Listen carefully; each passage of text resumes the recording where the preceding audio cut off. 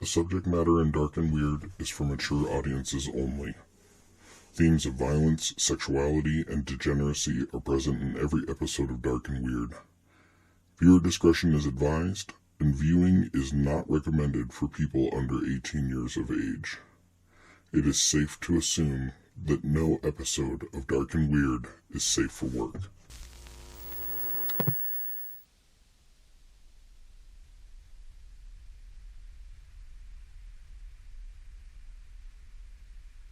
There are many facets to the world of pop culture, from the treacle of pop music to the spectacle of the superhero film. There is another side to the pop culture that we immerse ourselves in. Just one channel over, or one more YouTube video deep, is a dark place, a weird place. Tonight we explore the dark and weird that is Paranormal Museums. We are curious people. Not just you, dear viewers, but humanity as a whole. We are fascinated by the things that are strange, wonderful, and maybe even a little dangerous. Even the Romans were enthralled by the vulgar displays of the Circus Maximus. Humanity has always had a desire to have the abnormal, the different, on display. In the modern world, where so much mystery has been stripped away, where we understand more about genetics and biology, that leads to what was once thought of as freaks. Where nature has been tested so natural wonders may not attract the same kind of attention on the roadside as they once did. Now there is a rebirth of an old idea with one of the last holdouts to the mystery. Paranormal museums are scratching an old itch in a new way. The precursor of all these things was the Dime Museum. A form of lowbrow entertainment, Dime Museums featured exhibits designed to entertain more than educate, often displaying taxidermied animal oddities, titillation by way of scam mermaid exhibits, and living humans with physical deformities. The most famous of these Dime Museums was P.T. Barnum's American Museum, a 5-story tall building filled to the gills with what was called edutainment. Its low entrance fee and a bizarre menagerie of displays made it the most popular tourist destination in New York City, appealing to all walks of life. With people like General Tom Thumb literally on display at the museum, the public was truly enamored, until one fateful day in 1865 when the museum burnt to the ground.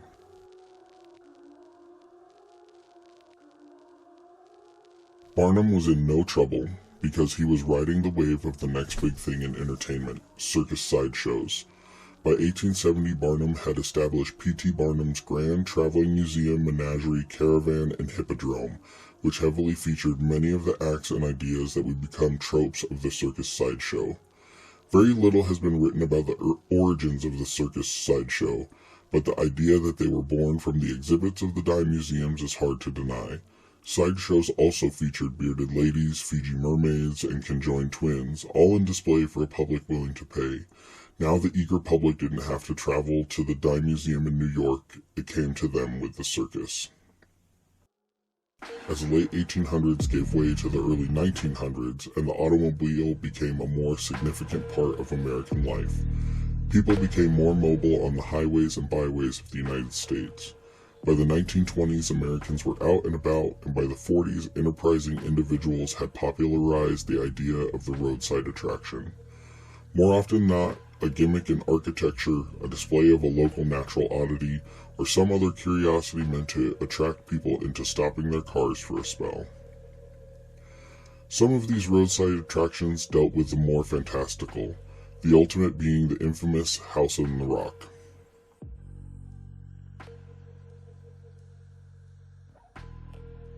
Opened to the public in 1959, the brainchild of one Alex Jordan, the House on the Rock is one of the most fascinating roadside attractions in the United States. Filled to the brim with museum-quality displays, many of which are fakes, rooms all bearing different architectural styles, and most famously, the world's largest carousel. This monument to the wonder of the roadside attraction is part Dime Museum, part circus sideshow, and one of the best examples of absurdity making its way into pop culture. Featured heavily in the novel American Gods by Neil Gaiman, as well as in the television adaptation, this beautiful behemoth exemplifies everything that had come before it. But there is a darker side to the Dime Museum. sideshow, and roadside attractions. All around the globe there are museums devoted to the paranormal, death, witchcraft, and deviltry.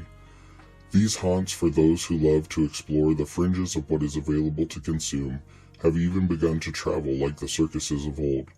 Places like the Death Museum in Los Angeles, California, John Zaffis Museum of the Paranormal in Connecticut, Zac Bagans Haunted Museum in Las Vegas, the Museum of Witchcraft in Cleveland, and the Traveling Museum of the Paranormal and the Occult.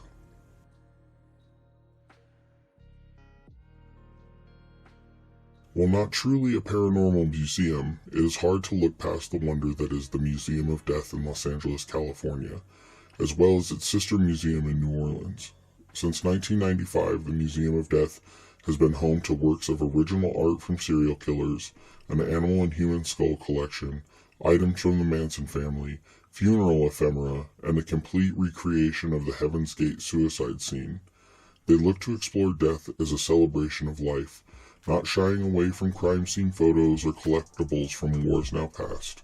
This is very similar to some of the other museums, even more dedicated to the paranormal and supernatural, like the original Warren Museum of the Paranormal or John Zaffis Museum of the Paranormal.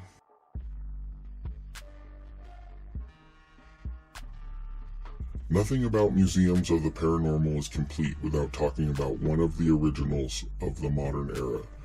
Infamous ghost and demon hunters Ed and Lorraine Warren spent their lives in supposed combat against the forces of evil, and as they amassed victories over the forces of darkness, they took into their possession trophies of supposedly haunted and cursed items that they kept under lock and key in their home, including the death masks, a supposed vampire coffin, a child's tombstone allegedly used as a satanic altar, and most famously, the Raggedy Ann doll that the movie Annabelle was very loosely based on. Opened in 1952, it was permanently closed down with the death of Lorraine Warren in 2019. This place was the mecca for paranormal museums, and in many ways gave rise to some of the more modern ventures. Don't worry though, there are plenty of places that will still fit the bill.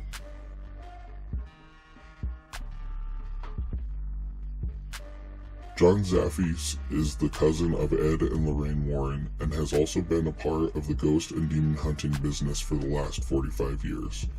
Having participated in hundreds of cases, he often removes supposedly cursed and haunted items from homes to prevent spirits that have been exorcised from returning.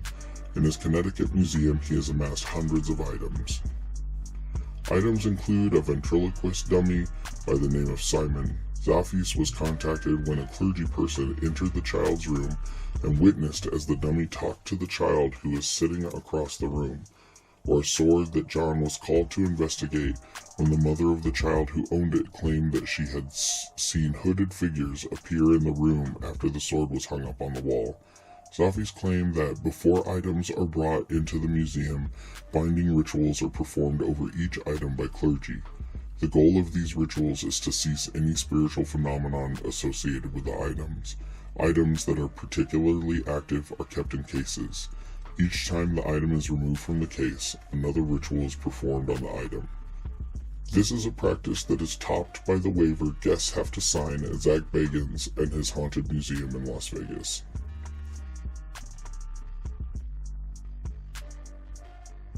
The host of Travel Channel's show Ghost Adventures, Zac Bagans, is famous for his love of the paranormal. Dating his obsession with the supernatural back to the age of 10, he is arguably one of the most visible figures in the world of paranormal television and study, and his museum is a passion project that feeds into all of those interests.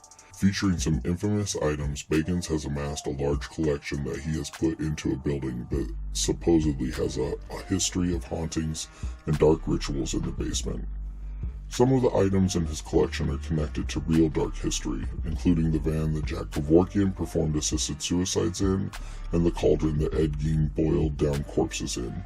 The collection also includes supposedly haunted and cursed items as well, like Peggy the doll.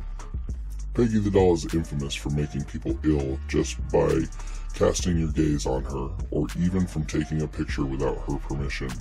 There are even reports of people feeling dizzy, nauseous, or sick just by looking at pictures of the doll on the internet. Her owner has since passed the doll on to Bagans for his haunted museum. Not all of the paranormal museums are so heavily focused on cursed and haunted items, though. There is a historic side to the paranormal that is put on display at the Buckland Museum of Witchcraft and Magic in Cleveland, Ohio.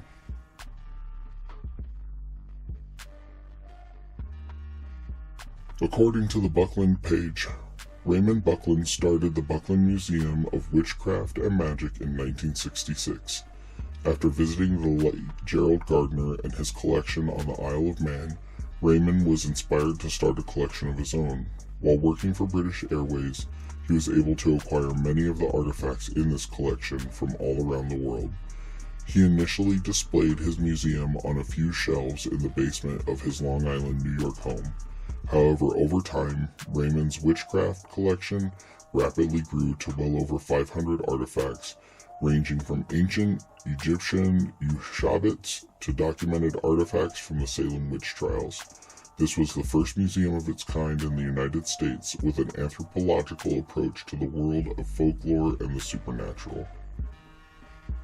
This more anthropological approach to the supernatural is one of the more fascinating ways to look at these ideas. While most of the world does have a belief in some kind of supernatural world, getting anyone to come to a consensus on what that means or looks like is impossible. By stepping back to look at the history of a form of spirituality that isn't the norm, it gives people the chance to explore the many differences and similarities that humanity has when it comes to spiritual thinking. Opening up our minds to that sort of thought can create the kind of spiritual growth that magic hopes to give its practitioners. They also have a museum cat. When we look at the path that dime museums, circus sideshows, and roadside attractions have taken, we can see where the Paranormal Museum is a very natural extension of that. The one that seems to come closest to that idea is the Traveling Museum of the Paranormal and the Occult.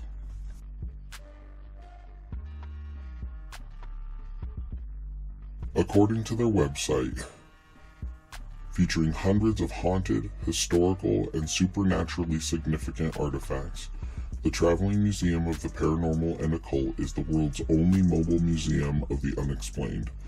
Expertly curated by Dana and Greg Newkirk, preeminent researchers of the supernatural, the roving exhibition invites curious visitors to inspect, investigate, and even handle rare artifacts collected from infamous hauntings, parapsychology breakthroughs, mysterious cryptozoological discoveries, and more. Since 2013, the Newkirk collection has been fascinating, educating, and chilling guests at some of the country's most popular conventions and private events, like Strange Escapes, Scarefest, and Michigan Paracon.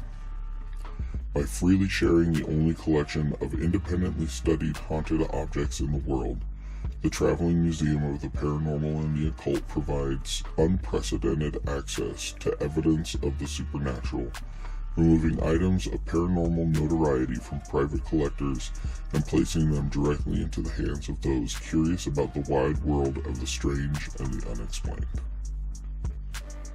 This idea of a museum that travels the highways and byways of the United States conjures images of an older time, sideshows moving with the seasons from place to place, dime museums designed to titillate, fascinate, and inspire awe and wonder, all on the side of the road, coming to your hometown or just around the next bend for you to stumble upon.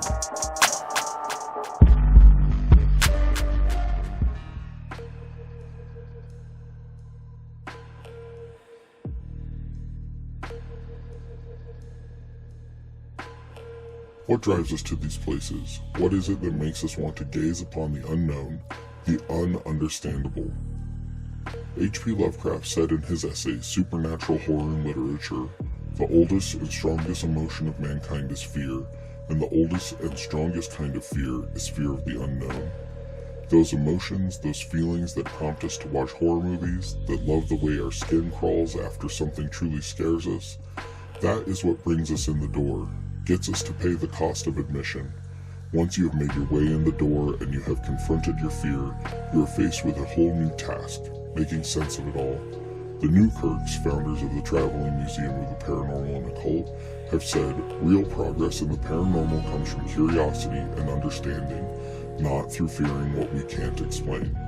Their search, like ours, leads us to darker corners and hidden places, and in those places they find that they are not afraid. Like us, they are more curious, more fascinated by the dark and weird.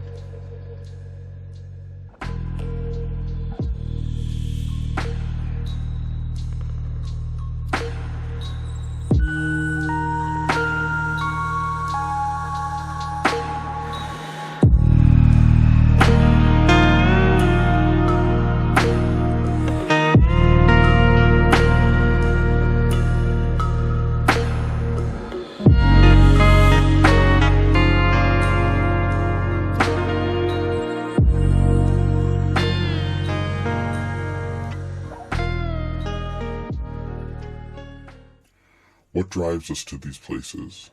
What is it that makes us want to gaze upon the unknown, not the ununderstandable? Nope.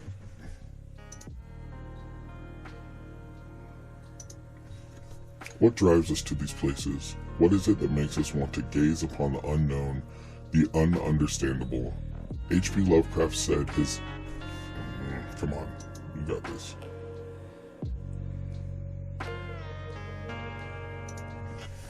What drives us to these places? What is it that makes us want to gaze upon the unknown?